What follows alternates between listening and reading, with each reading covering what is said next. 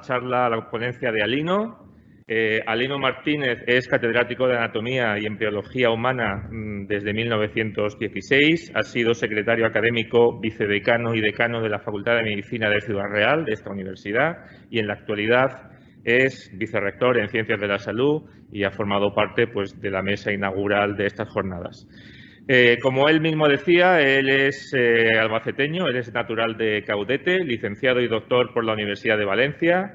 Realizó su formación postdoctoral en Estados Unidos. Profesor en la Facultad de Medicina de Albacete entre 2000 y 2010, momento a partir del cual pasó a la Facultad de Ciudad Real. Su investigación actual se centra en los cambios neuroanatómicos que tienen lugar en las enfermedades de Alzheimer y Parkinson en el cerebro humano y también utilizando modelos de ratones transgénicos, y en particular pues se centra su estudio en las proteinopatías como tau, beta-amiloide o alfa-sinucleína y su afectación en células gliales y en neuronas. Y hoy nos va a hablar sobre los avances en investigación en la enfermedad de Parkinson, de la patología a la proteómica. Alino, muchísimas gracias y cuando quieras.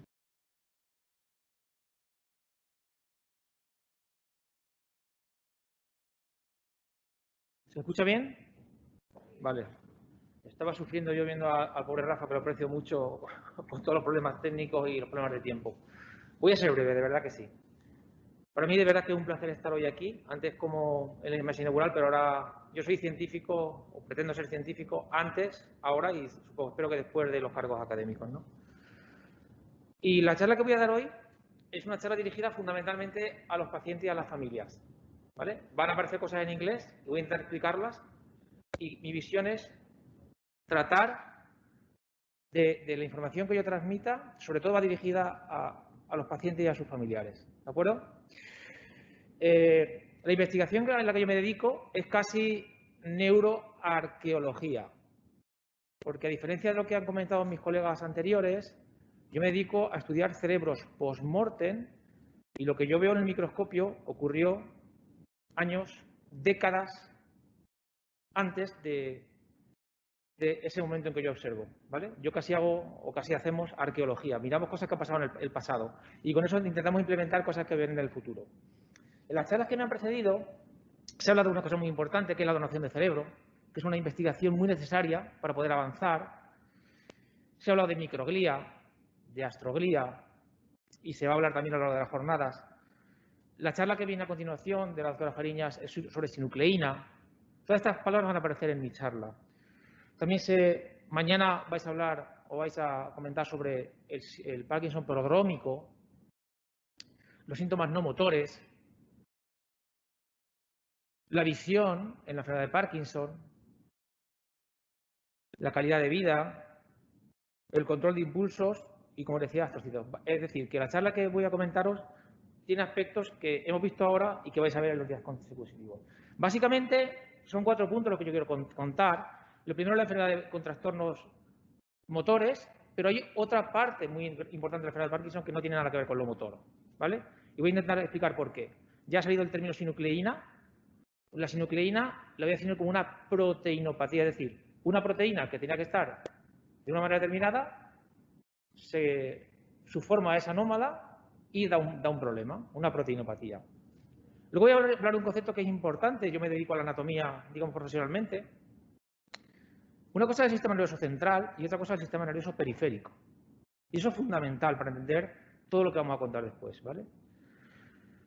Y también es importante otro concepto, que es el concepto de conectómica. Ómico significa un abordaje global, masivo. Y cuando hablamos del cerebro, y cuando digo el cerebro, mejor dicho, el sistema nervioso, todo está conectado con todo, ¿vale? Y ese patrón de conexión es lo que ahora se conoce con el término de conectómica. Y eso también es muy relevante en la enfermedad de Parkinson. Ahora veremos por qué. También voy a hablar de las neuronas y otras células que son tan importantes como ellas, que son las células de glía. Y por último, voy a hablar de un trabajo que estamos realizando en el laboratorio que tiene que ver con abordajes ómicos, en concreto abordajes proteómicos y con la búsqueda de biomarcadores. Vale. La parte motora está muy clara: rigidez, bradicinesia, inestabilidad postural, lentitud de los movimientos, temblor esencial. Esos son, digamos, los síntomas motores de la enfermedad de Parkinson. Pero más allá de eso, bueno, esos síntomas están causados, lógicamente, como ha comentado antes la doctora Cruz, por una pérdida de neuronas de la sustancia nigra, son dopaminérgicas y mandan sus axones al estriado y esa vía es la que se pierde y es la que provoca todos los trastornos motores que han estado comentando. Eso es, digamos, lo que se conoce de manera más global. Esto es un trabajo que está publicado en la revista The Lancet. Si ustedes ven Antena 3, casi todos los días ahora, el presentador dice: en la revista Lancet acaban de decir que el AstraZeneca da efectos secundarios mejores o peores si lo combinamos con Pfizer. La prestigiosa revista Lancet, bueno, pues este trabajo está publicado en Lancet hace poco menos de un mes. No se ve muy bien, pero en el centro pone enfermo de Parkinson y las familias. Y las sucesivas constelaciones son todos los profesionales sanitarios que tienen que ver con los enfermos de Parkinson. Por supuesto, al lado está el médico de cabecera, el neurólogo, la enfermera. Un poquito más allá están desde terapeutas sexuales, terapeutas ocupacionales, oftalmólogos, neurocirujanos, porque la enfermedad de Parkinson tiene una dimensión enorme a muchos niveles sistémicos, no solo a nivel motor, ¿vale? La verdad es que esto lo puedo dejar aquí porque es una diapo que de verdad que está dirigido para la familia, para que veáis la complejidad de todo lo que lleva la enfermedad. Eso que aparece ahí, esto es la escala temporal. ¿Cómo señalo aquí? Con el diáfono. Esta es la escala temporal y esto es la enfermedad. Todo esto que aparece aquí en un color verde más oscuro son los trastornos motores. Y todo lo que aparece en verde más clarito son los trastornos no motores. Y entre ellos, por supuesto, destacan el trastorno de sueño REM, la pérdida de olfato, el estreñimiento, en la fase previa a los trastornos motores. Realmente, la enfermedad de Parkinson, si cogemos una línea temporal, esto sería el momento en el que se produce el diagnóstico porque están los trastornos motores, pero antes de eso, 15 años antes, ha empezado la fase que se llama prodrómica, es decir, trastornos, síntomas y signos que todavía no son suficientemente claros como para hacer el diagnóstico de la enfermedad. Y como digo, ahí destaca trastorno del sueño, estreñimiento, hiposmia y algunos más. Pero antes de eso, hay una fase que se llama preclínica, que no se sabe cuánto tiempo dura ni cuándo comienza. ¿Vale? Aquí se hace el diagnóstico y adelante, pues sobre todo, digamos que los síntomas más evidentes son los motores. Y eso está muy bien. Eso también está publicado en ese review de la revista Lancet del mes pasado. Esto es lo que ve el neurólogo o lo que interpreta en la progresión de la enfermedad y esto es la línea de las preguntas que se va haciendo el paciente. En la fase prodrómica, el paciente se pregunta: ¿y cuándo empezó esto? ¿Lo hubiera podido prevenir? En la fase de diagnóstico, el paciente se pregunta: ¿y por qué yo? ¿Por qué a mí? Más adelante, en el comienzo del tratamiento es: ¿por qué debo comenzar el tratamiento? ¿Qué tipo de tratamiento? ¿Qué me espera? Es un poco todo ese pensamiento en esa dimensión tan complicada y tan multifactorial. La enfermedad de Parkinson es mucho más que motora. Si os fijáis, todas esas estructuras anatómicas que veis ahí están afectadas a la enfermedad de Parkinson. Por supuesto, el cerebro y la médula espinal. Pero no solo el cerebro y la médula espinal, también todo lo que es el sistema nervioso periférico que ahora veremos. El corazón, todo el tracto intestinal, la vejiga, los órganos sexuales, etc. Y todo eso tiene que ver por afectación de una parte del sistema nervioso que normalmente se deja un poco en segundo término, que es el sistema nervioso periférico, que es todo lo que conecta el cerebro con los distintos órganos. Y eso tiene mucho que ver en el entendimiento de la enfermedad. Esto es un esquema muy sencillo de lo que es una neurona, ¿vale? Y esto que aparece aquí abajo es la sinucleína. La sinucleína es una proteína que se supone que está cerca del terminal sináptico, es decir, en el sitio donde una neurona manda información a otra neurona. Y cumple una función en principio vesicular, de transporte. Es una proteína que está ahí, se llama sinucleína, lo han comentado antes. Pero esa proteína, en un momento determinado, cambia su forma y se deposita, se agrega. Pasa a ser una proteína patológica y forma los llamados cuerpos y neuritas de Lewy. Estos son los cuerpos y son las neuritas de Lewy. Esto de aquí es un trabajo que hicimos en el 2010, precisamente con facultativos del Servicio de Neurología de este hospital, con la doctora Susana García-Buren y con Lucía, que fue una residente que hizo su grado aquí. Eso lo publicamos en el 2010. Y un poco son depósitos de sinucleína en zonas concretas del cerebro. Antes he hablado de la dimensión de los síntomas de la fase prodrómica. Eso se correlaciona también, no sé siempre que la correlación es perfecta, pero se correlaciona con, digamos, los estadios neuropatológicos. Los estadios neuropatológicos son cómo la sinucleína, es decir, los cuerpos y neuritas de Lewy, se van agregando en el cerebro. Se van agregando en distintas zonas de una manera secuencial y predecible. Es decir, no es al azar. Nosotros sabemos que la sinucleína va a estar en fase 1 en el núcleo dorsal del vago y en el bulbo olfativo.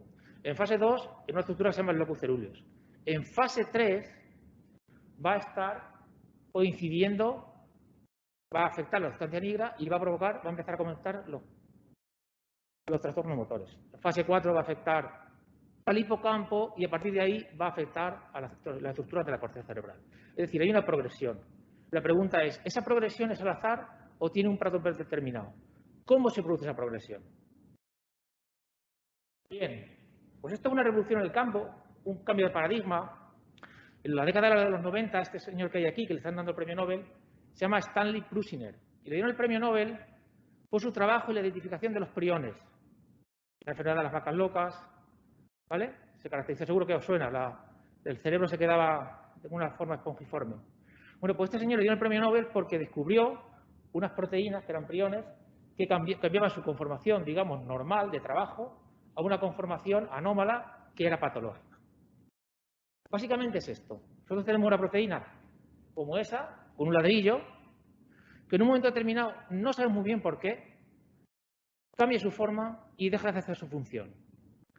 Pero no solo eso, tiene la capacidad de cambiar su forma él y hacer cambiar su forma a la que está al lado. Es lo que se llama el sembrado y la propagación. El ejemplo es muy característico, ¿no? Si veis, pues si tenemos una pared de ladrillos y los ladrillos son defectuosos, pues al final se destruirá. Eso es un poco lo que está ocurriendo con esa proteína. Pues se llama una proteinopatía, porque es una proteína que no está haciendo su función fisiológica, sino su función patológica. Y esto no ocurre solo en la enfermedad de Parkinson.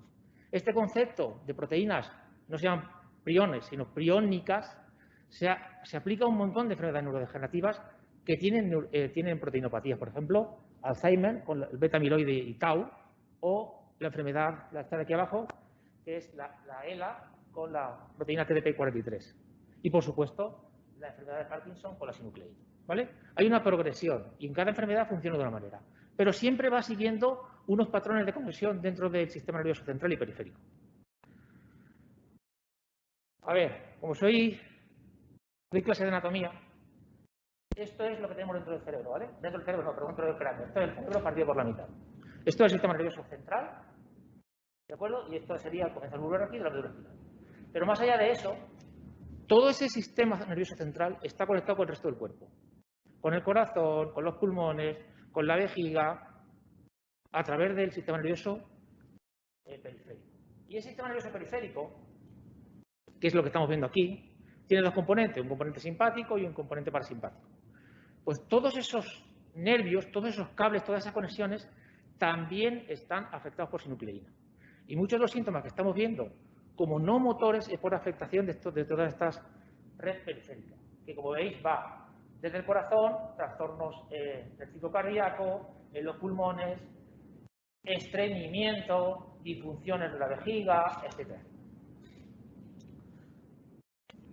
Y de hecho, se han postulado varias hipótesis para cómo se transportaría esta sinucleína de dentro del sistema nervioso central hacia afuera o en un sentido u otro. Una vía que se ha propuesto es a través del bulbo olfativo en esta zona y otra sería a través de, sobre todo, el nervio vago y el glosofaríngeo hacia el tronco del encéfalo hacia arriba. De hecho, hay un trabajo muy interesante publicado en Brain el año pasado en el que prácticamente planteaban dos posibles escenarios. O la sinucleína va del cuerpo al cerebro o al revés, va del cerebro al cuerpo. ¿vale? Era un trabajo muy interesante sobre... Esto está todavía en controversia, ¿no? Pero lo que quiero enfatizar con esto es que el sistema nervioso no lo podemos considerar como algo aislado. Está totalmente conectado con todos los órganos de nuestro cuerpo. No quiero darle nada. Vale. Y todo eso entra con lo que os comentaba el tema de la conectómica. Una vez que entramos dentro del sistema nervioso central, hay una serie de redes y de puntos que están conectados. Y estas conexiones no son al azar. Este trabajo lo publicamos el año pasado en una revisión y todas las proteínas patológicas, todas estas proteinopatías, se mueven en el cerebro de una manera determinada. Y dentro del cerebro hay zonas, como son la amígdala y como son el hipocampo, que son cruciales para la transferencia de esta sinucleína a la corteza, que va a ser ya la fase terminal de la enfermedad.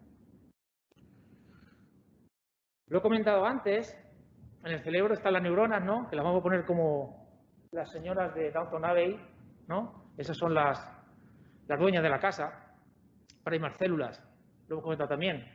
Están las células de astroglía, que serían, digamos, los mayordomos, que son los que se ocupan de las necesidades, digamos, primarias. Y luego también están las células de microglía, que serían, pues, la policía y el servicio de limpieza. Es muy importante ver qué está ocurriendo en el cerebro. ¿Están afectadas solo las neuronas? ¿Qué pasa con la glía? ¿La glía ayuda o no ayuda? Nosotros hicimos un trabajo publicado hace un par de meses en el que estudiamos el bulbo olfativo, porque es una de las zonas que más afectadas están, y vimos qué pasaba con las neuronas y qué pasaba con la glía. Y encontramos una cosa muy interesante, y es que la afectación de las neuronas y la glía es sexualmente dimórfica. En los estudios que nosotros realizamos no vimos cambio en el volumen, que es esto de aquí, pero el resultado global era que había una neurodegeneración, es decir, las neuronas se perdían, pero esa neurodegeneración ocurría solo en varones y no en mujeres. Y con la astrogliosis ocurría justo lo contrario. Había un aumento en varones, pero no en mujeres. Era un fenómeno sexualmente dimórfico. Supongo que ahora me preguntarán, ¿y cuál es la causa? Pues no se sabe. Se supone que tiene que ver con un factor protector de los estrógenos. Pero esto la verdad es que es un resultado interesante, pero no sabemos explicar por qué. Pero está descrito en la literatura.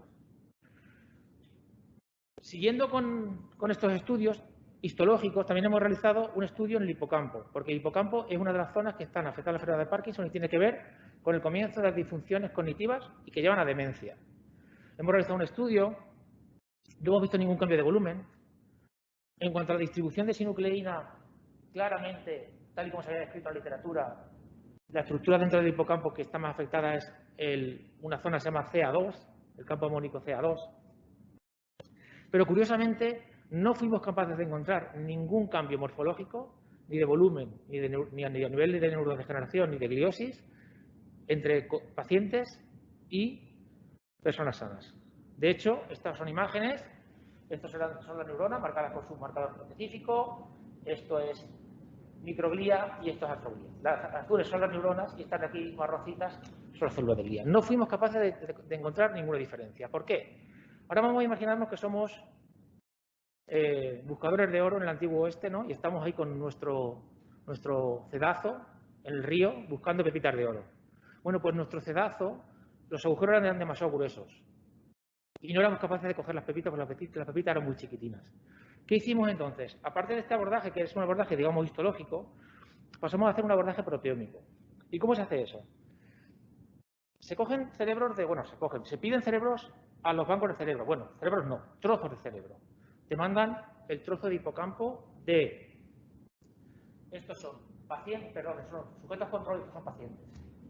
Se cogen sus hipocampos, se les hace un procedimiento y se manda para hacer un análisis proteómico. Un análisis proteómico es, saca todas las proteínas que hay en estos dos grupos.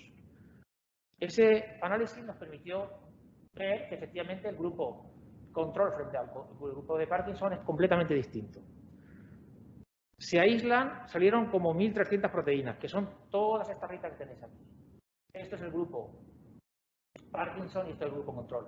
Esto es un mapa de calor, y se ve que la diferencia es bien sustancial. Y luego hay otro tipo de análisis. Para todo esto hacen falta especialistas en bioinformática, ¿vale? Esto análisis es muy, muy complejo. Esto análisis se llama de tipo volcán, en el que te muestra qué proteínas están a la baja y qué proteínas están a la alta. ¿Y para qué vale todo eso?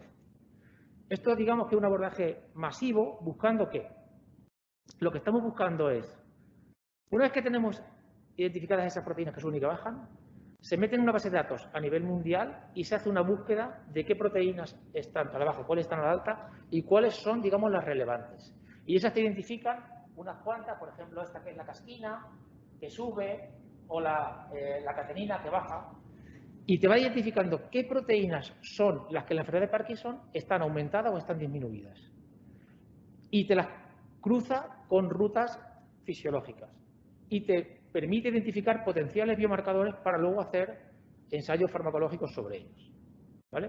Ese es el abordaje que estamos haciendo ahora, que es un trabajo que salió publicado pues, la semana pasada en esta revista, que es la revista que se llama la revista de la enfermedad de Parkinson. ¿Vale? No quiero entretenerme más.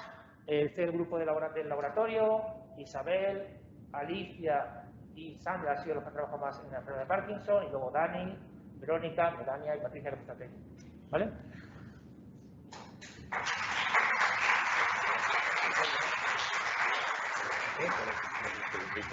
Gracias, Alino, por la rapidez. Mientras conectamos con la siguiente ponente, con Isabel, podemos, si queréis, hacer alguna pregunta a Alino. ¿Tenéis alguna pregunta? Venga, Tomás. Alino, quería preguntarte, bueno, me interesa mucho porque nosotros estamos haciendo proteómica de los trombos. Y claro, no somos expertos en proteómica, pero tenemos ya muchos analizados. Me llama la atención siempre que muchas de las proteínas que nos dicen los de la proteómica, los biólogos que la hacen, son proteínas extrañísimas, ¿no? Que son de la estrella de mar o del no sé qué bacteria. Y parece ser que esto tiene que ver con el primer animal en el que se describió la proteína y se quedó con ese nombre.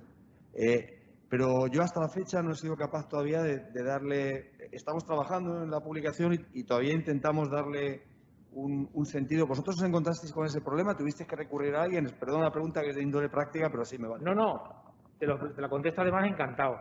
Esto ha sido un dolor. O sea, poner a punto esto han sido 3 años de trabajo muy intenso. Son técnicas que tienes que controlar, tienes que poner a punto todo el procedimiento experimental. Esto lo mandamos a Córdoba, por nosotros no teníamos entonces aparato de proteómica. Y después de tener los datos, tienes que contar con un bioinformático que te haga todo el análisis. Y luego cogerte tú las 1500 proteínas y empezar a meterlas en las bases de datos e intentar buscar la ruta. De hecho, el trabajo después de mucho analizar, al final casi todas las proteínas que están afectadas tienen que ver con sinapsis. Y un poco la conclusión del trabajo es que tiene que ver con sinapsis. Pero esto realmente hace falta que te echen una mano y un experto que dedique muchas horas a ver cuál es la conclusión de todo el estudio. Y ya para terminar, ¿y los revisores, tu percepción es que entienden de esto? Bueno, eso es un problema. Es un problema, porque cuando tú mandas un estudio como este, que lleva una parte muy importante de, digamos, neuroanatomía clásica y tal, y lleva otra parte de proteómica, si el revisor te cae por la parte de la neuroanatomía clásica, no sabe de proteómica, o al contrario, con lo cual, a veces, pues depende un poco de la suerte que tengas, de que te toque uno, te toque otro, te pueden hacer mucho trabajo. Pero bueno, la verdad es que es un mundo fascinante, ¿eh? La verdad es que creo que es el futuro. Bueno, no solo este abordaje, porque te permite hacer un estudio que hasta ahora se nos escapaba entre los dedos. Gracias, Alino. Te lo agradezco, de verdad. Gracias, Alino. Bien, vamos.